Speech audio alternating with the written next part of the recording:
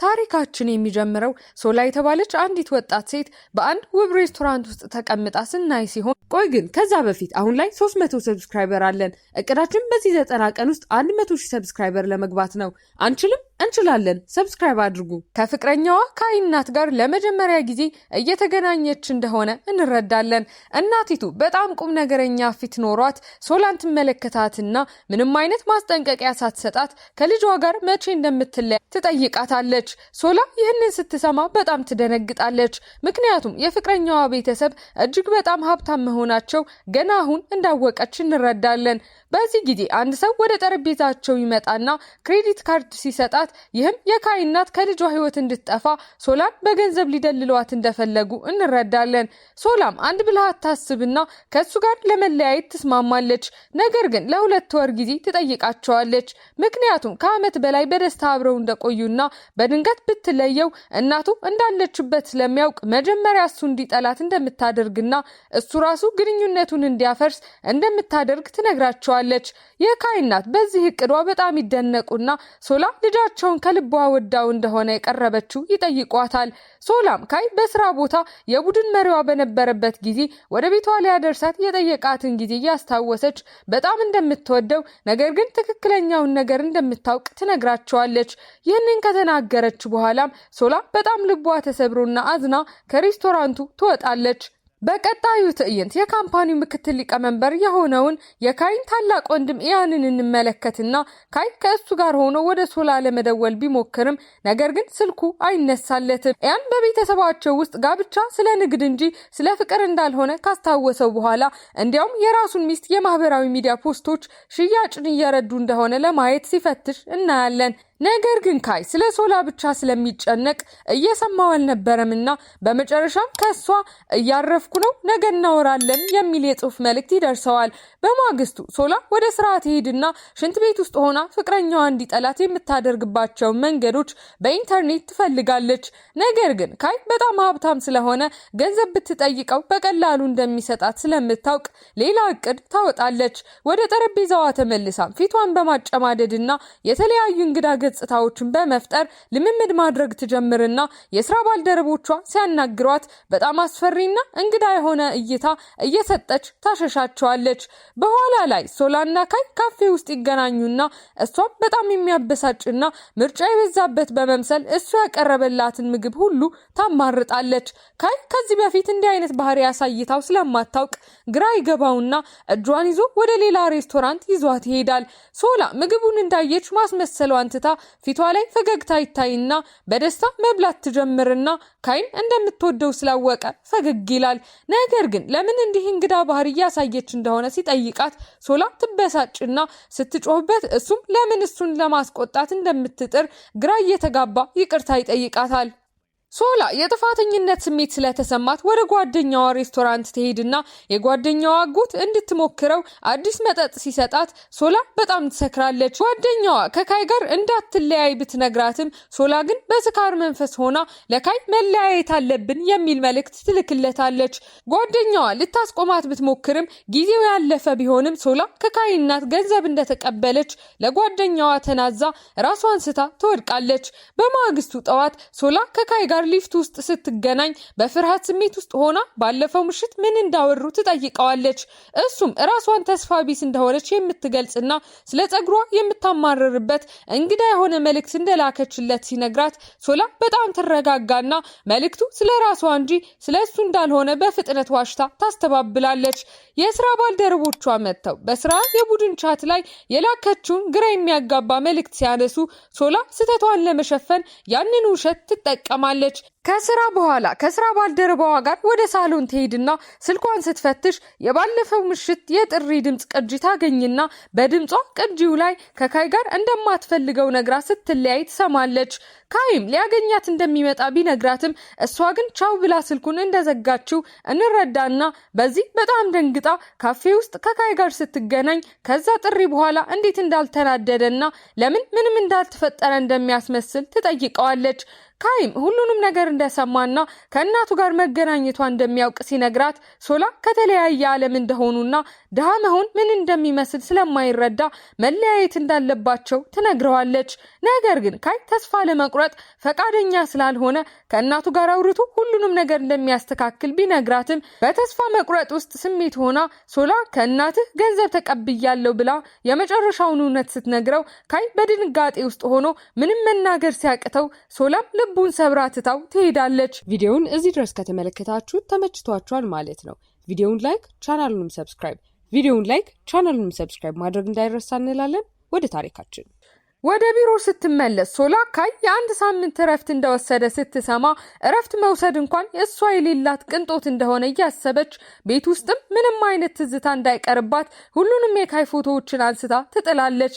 ከጥቂት ቀናት በኋላ ስራ ቦታ ላይ ከጓደኛዋ ጋር እያወራች ልክ እንደ ድሮው ደረጃ ላይ ስትሰናከል በዚህ ጊዜ ካይ እንዴት እንዳገኛትና እግሯ ላይ በስሱ ፕላስተር አድርጎላት ምቹ ጫማ እንደሰጣት ስታስታውስ በድንገት አንድ ትልቅ ዕቃ ቢሮ ውስጥ ይደርስና የመታሻ ወንበሮች፣ መክሰስ ማሽኖችና ዘመናዊ የቡና ማሽን ለሰራተኞቹ እንደመጣ ስንመለከት ሁሉም ሰው በጣም ቢደሰትም ግራ ሲጋቡ ካይ በልበ ሙሉነትና በሚያምር ሁኔታ ወደ ቢሮው ሲገባ እንደ ሰራተኛ ሳይሆን እንደ አዲሱ የካምፓኒው ዳይሬክተር ሆኖ እንደተመለሰ እንረዳለን። ሶላም በጣም ደንግጣ ልትወጣ ስትሞክር ስትደናቀፍ ካይ በፍጥነት ወደሷ በመሄድ ይይዛትና ተንበርክኮ ጫማዋን እግሯ ላይ መልሶ ያደርግላትና ቀና ብሎ ያያት መለያየት ትፈልጊያለሽ? ያ ያንቺ ምርጫ ነው፣ ነገር ግን አንቺን እንደገና መከተል የኔ ምርጫ ነው ይላታል። ቢሮ ውስጥ ያለ ሁሉም ሰው አፍጥጦ ሲመለከታቸው ካይ ወደ ቀድሞ ጠረጴዛው በመሄድ በፍርሃት ተውጠው ለነበሩት የቀድሞ ባልደረቦቹ ኤሊና ሊና ሰላምታ ይሰጥና አዲሱ ቢሮውን ከነሱ አጠገብ በትልቅ የመስታወት ግድግዳ ተከፍሎ ያዘጋጃል። ሶላም ወደ ቢሮው ገብታ ትጋፈጠውና እሱን ለመተው ገንዘብ እንደተቀበለች ስታስታውስ ካይ ከእናቱ ጋር ስምምነት እንዳደረገ ያስረዳታል። በ2 ዓመት ውስጥ ካምፓኒውን ቁጥር 1 ካደረገው አብረው እንዲሆኑ እንደምትፈቅድለት ቢነግራትም ሶላ ግን ይህ ፈጽሞ የማይቻል እንደሆነ ስትነግረውና በቀላሉ ማውራቱ ሲያናድዳት ካይ ግን ፈገግ ብሎ በጨዋታ መልክ ጉንጯን ይዞ በዚያው ቅጽበት በአጋጣሚ አንድ ቁልፍ ሲጫን ከውጭ እንዳይታይ ሆኖ የነበረው የመስታወት ግድግዳ ጥርት ብሎ ሁሉም ሰራተኞች በድንጋጤ ውስጥ ሆነው ያያቸዋል። በኋላ ላይ ካይ ቡድኑን ለባርበኪው ቢጋብዝም ሶላ ግን ብዙ ስራ እንዳለባት በመግለጽ እምቢ ስትል ካይ በቀላሉ የስራውን የማስረከቢያ ቀን አራዝሞ በእራቱ ላይ ሁሉም ሰው በጣም ጠጥቶ ከራት በኋላ ካይ ሶላን ወደ ቢሮ ስትመለስ መከተል ይጀምራል። እንደ ድሮ እየተላፉ ወደ ቢሮ መግቢያ በር ሲሽቀዳደሙና ወደ ጠረጴዛቸው ሲመለሱ አንድ ወረቀት ከፕሪንተሩ ሲወጣ አይተው ካይ እንደላከውና አንቺን ማጣት አልችልም እንደሚል ሲረዱ ሶላ ስታዩ እሱ ማሳዛኝ እና ደስ የሚል የህፃን ፊት ሲያሳያት እሷ ወረቀቱን በፍጥነት ብትቀደውም ነገር ግን ፈገግታዋን መደበቅ አልቻለችም። ካይ በየቀኑ ማደናገሩን ቀጥሎ እንዲያውም እናቱ በሰጠችው ገንዘብ እራት እንድትገዛለት ጠይቆ የፍቅር ቀጠሯቸው ላይ 27 ጊዜ እሱ እንደከፈለ የሚያሳይ የፎቶ ማህደር ሲያሳያት ሶላ በጣም ተናዳ በታክሲ ውስጥ ትታው ብትሄድም ይህ በእንዲህ እንዳለ ሶላ በአሳንሰር ውስጥ ከካይ ወንድም ከኢያን ጋር ትጋጫለች። ኢያንም ካይ በጣም ግትር እንደሆነና ተስፋ እንደማይቆርጥ ነግሮ ሶላ ስለምትወዳቸው ብቻ ካይ የማይወዳቸውን ፊልሞች በድብቅ ይመለከት እንደነበርና የሚወደውን ኦፔራ መሄድ እንዳቆመ በመግለጽ አንድ አስገራሚ ነገር ሲነግራት ሶላ ምን ያህል መስዋዕትነት እንደከፈለላት ታውቃ የጥፋተኝነት ስሜት ሲሰማት በዚያው ቀን አመሻሽ ላይ ጠረጴዛዋ ላይ ሆና ማሳል ትጀምራለች።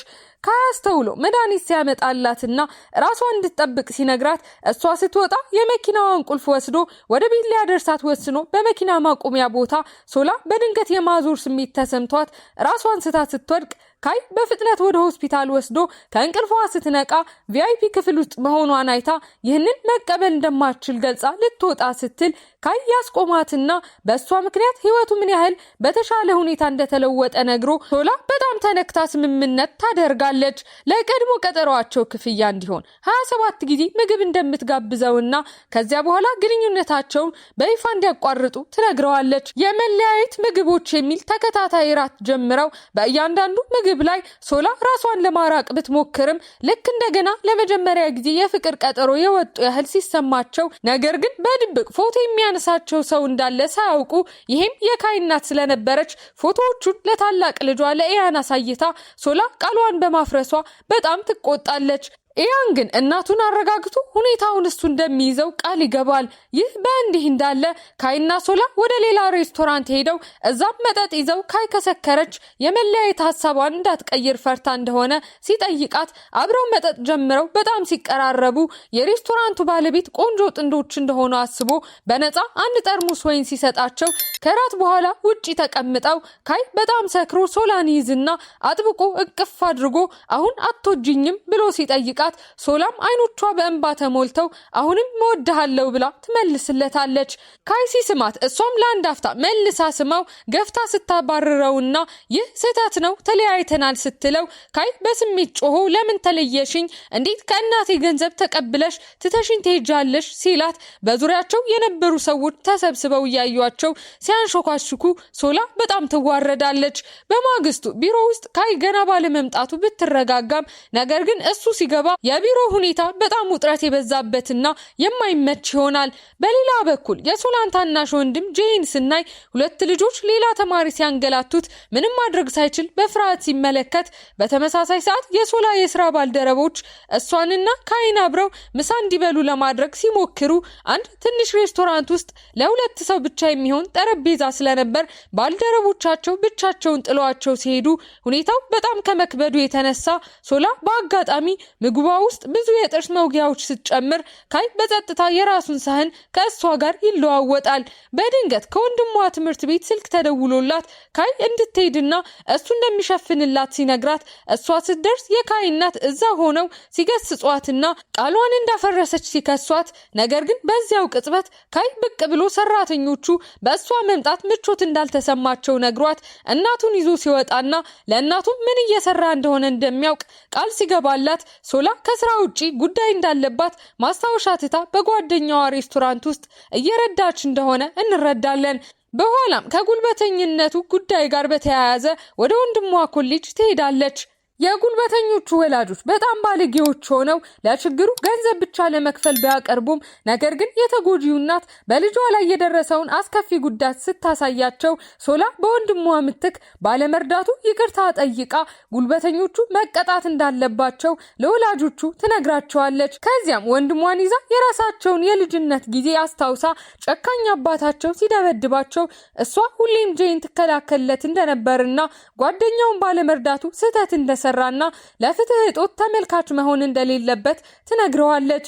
በቀጣዩ ትዕይንት ሶላ ከካይ ጋር ስትገናኝ ከዚህ በፊት ግራ እንደተጋባች ነገር ግን አሁን ግንኙነታቸው በቃላት ማቆም እንዳለባቸው ስትነግረው ካይ ሁሉም ነገር እንርሳና ለአንድ ቀን ብቻ እንዝናና ብሎ የመጨረሻ ቀን አብረው እንዲሆኑ ሲጠይቃት ሶላ ትስማማለች።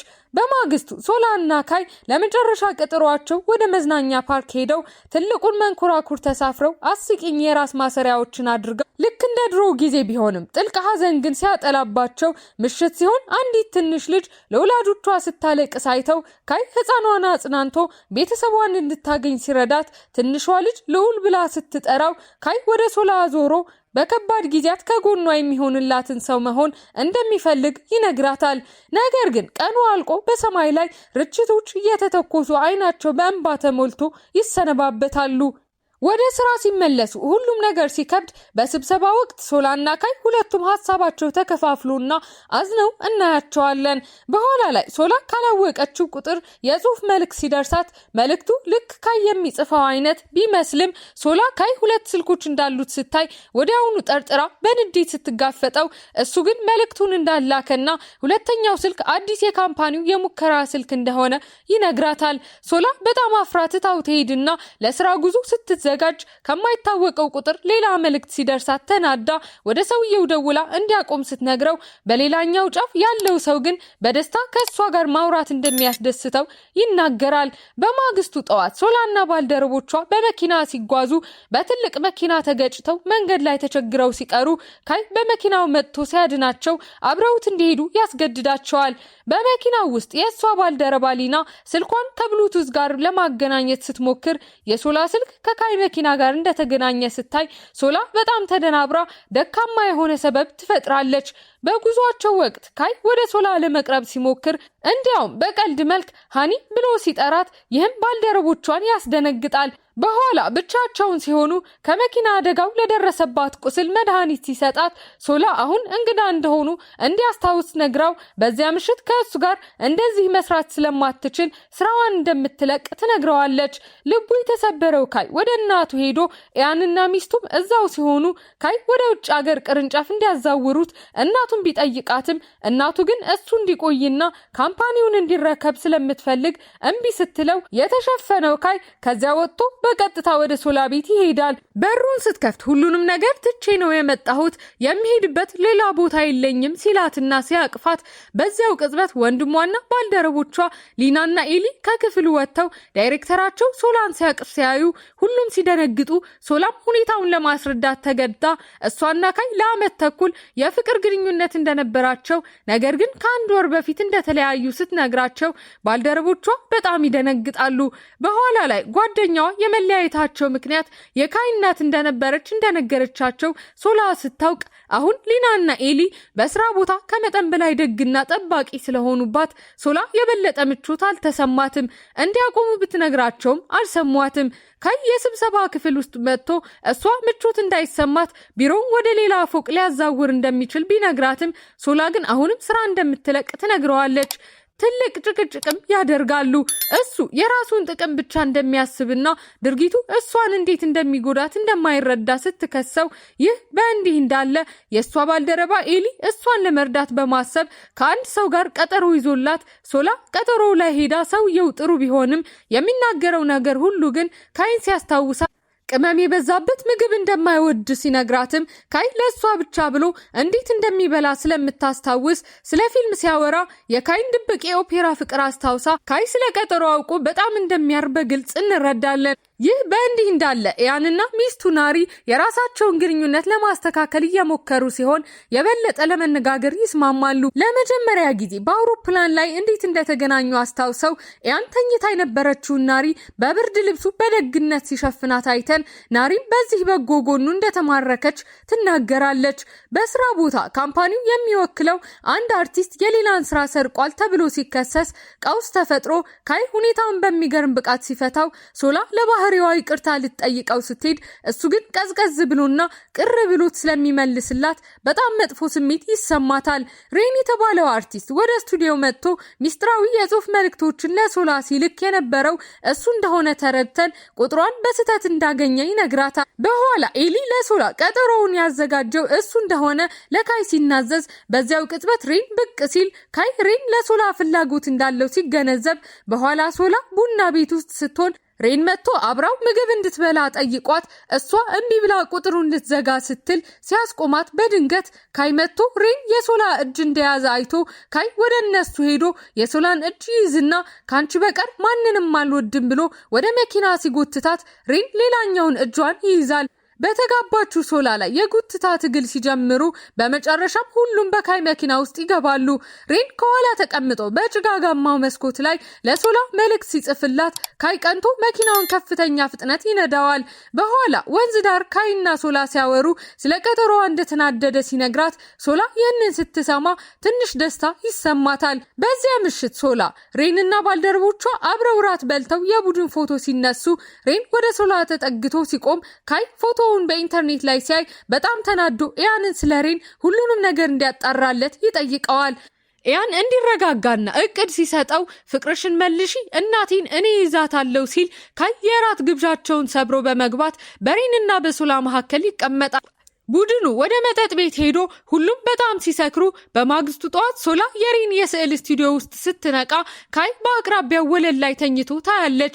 ሁለቱም በጣም ሲያፍሩ ብዙም ሳይቆይ ሬን የታዋቂ ፖለቲከኛ ልጅ እንደሆነና የቤተሰቡን ተጽዕኖ ተጠቅሞ ስኬታማ ለመሆን እየሞከረ እንደሆነ የሚገልጽ የዜና ዘገባ በኢንተርኔት ላይ ሲወጣ ከቅሌቱ ለማምለጥ ሬን ሶላን ጸጥ ወዳለ የባህር ዳርቻ ይወስዳታል። የጽሁፍ መልእክቶቹ በአባቱ ለተጎዳ ሌላ ሰው እንደነበሩና ይቅርታ ለመጠየቅ ሲሞክር ቁጥሩን እንደተሳሳተ ያስረዳታል።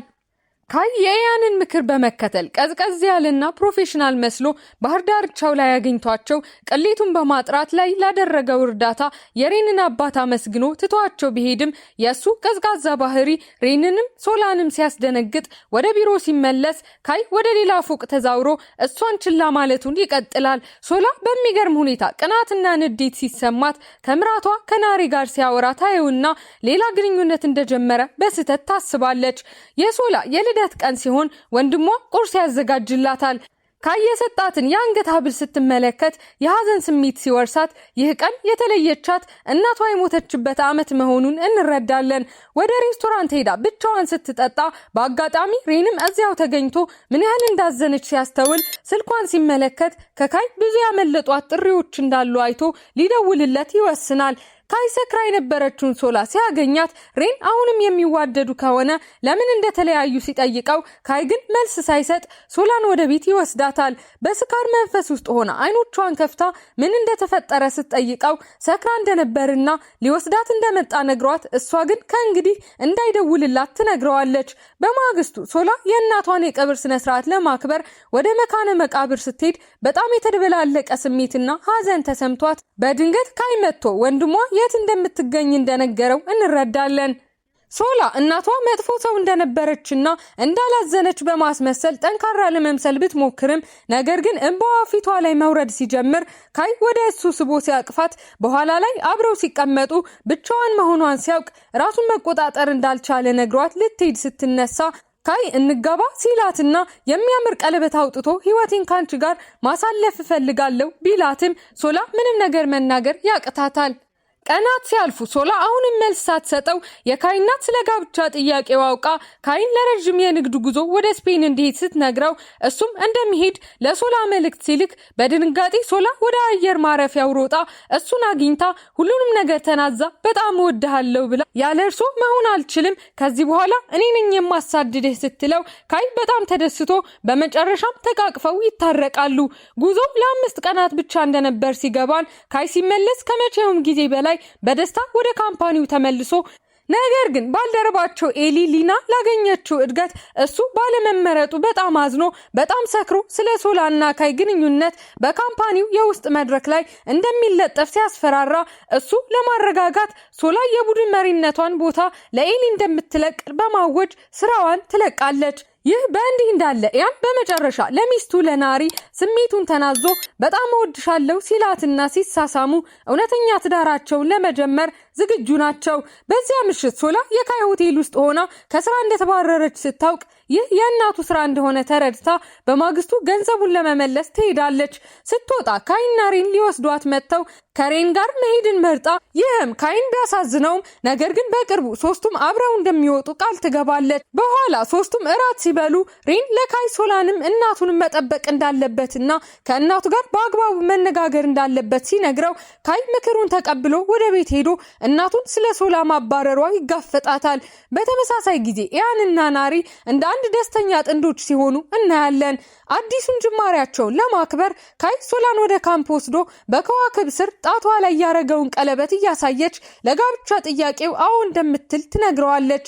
በማግስቱ የካይ እናት ሶላን ጠርታ ለዓለም የሲንደሬላ ታሪክ መፍጠር ስለምትፈልግ ሶላ የቤተሰቡን የስኮላርሺፕ ፋውንዴሽን እንድትቆጣጠር በአንድ ቅድመ ሁኔታ ስታስማማት በኋላ ሶላ ካይና ኢያን እናታቸውን በመኪና ለጉዞ እንዲወስዷት ሐሳብ ስታቀርብ መኪናቸው ጋዝ ሲያልቅ ጉዞ በመጥፎ ቢጀምርም ነገር ግን መንገድ ላይ መቅረታቸው አብረው እንዲሰሩና እንዲነጋገሩ አስገድዷቸው እናቱ በመጨረሻ ስህተት እንደሰራች ለካይ ትነግረዋለች። ሶላ ጥሩ ሰው እንደሆነችና ደሃ አስተዳደጓን መደበቅ እንደማያስፈልጋት ነግራ ስለዚህ ጋብቻው ያለምንም ቅድመ ሁኔታ ሊፈጸም ይችላል።